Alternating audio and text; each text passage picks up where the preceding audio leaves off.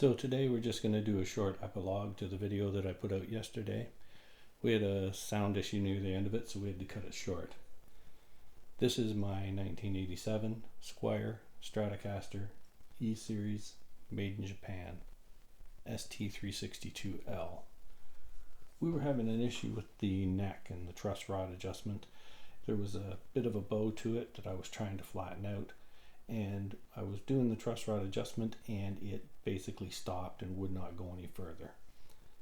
This being a 1987, the truss rod adjustment is under the pick guard here, so the only way to adjust it is to remove the neck.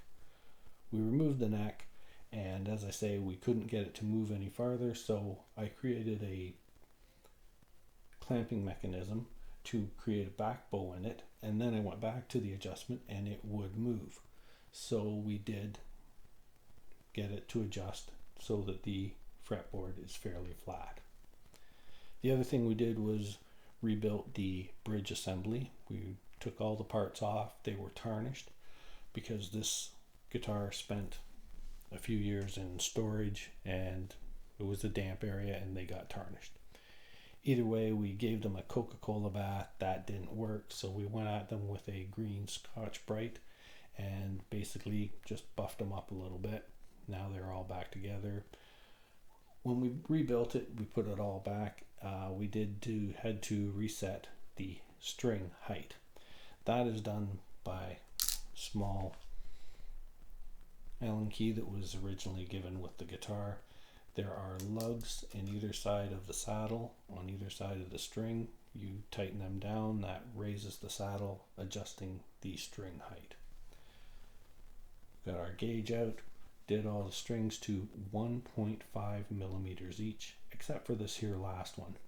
It is set at 175, and that is because I have a high fret down in this area here, so the extra 1/4 millimeter was enough to stop the buzzing. The mid-80s Squiers had rather soft frets, so they did end up with excessive fret wear. This one is probably going to be needing a fret job. I'll probably do that next year, not myself. The fret job is something that I would take to a luthier and have them do for me. I'm not comfortable with that part just yet. So after that, we went into intonation. So intonation is where you want your note once it's in tune. I have mine in a drop D tuning. So you want a D at the open. If you do the harmonic at the 12th fret, it should be a D. And then once you push down on the 12th fret, it should also be a D. Now, intonation is really tough to do because when you're pushing down, you are creating a different wavelength because you are putting pressure. This here is no longer a D, it's going to go a little bit sharp. I was lucky enough to get all the other strings to intonize perfectly. They were, G, G, G, C, C, C, F, F, F, A, A, A, D, D, D. But this D just would not. It went a little sharp when you push down. I'm okay with that. As I say, intonation is kind of a gray area science. It's not easily accessible all the time. Sometimes you just have to deal with it as best you can. The other thing we did was adjust the tension of the tuners. Now on the tuners, right on the end of the paddle, you'll see a little, not on all of them, but this one you have a little Phillips screw.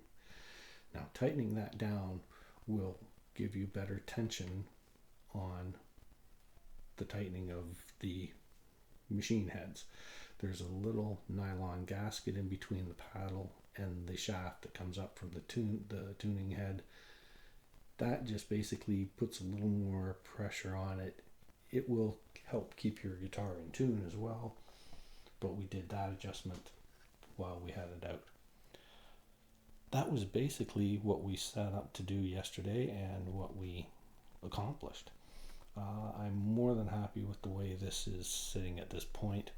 Over the winter months, we might do is shield the cavity underneath the pickups and the pots and that. I'm not positive I'm going to do that. I've had no issue with this one. It's not had any humming or buzzing in that. So I'm talking myself into it just for the simple fact of the experience of being able to shield a guitar. I'm wanting to start doing basic maintenance on guitars and, something to do in my retirement.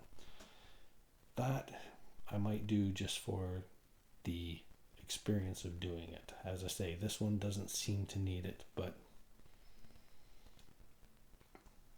it couldn't hurt at the same time. So with that, I'd like to thank you for watching. My apologies for the shortness of the video and the length of the one yesterday, even though it did get shortened by the technical difficulties. If you like what you see, please share, like, subscribe. Check the other videos out on my channel. I do basic string changes, cleaning, truss rod adjustments on my acoustics and this my electric. Everything else is pretty much that. Okay, thank you for watching. Bye now.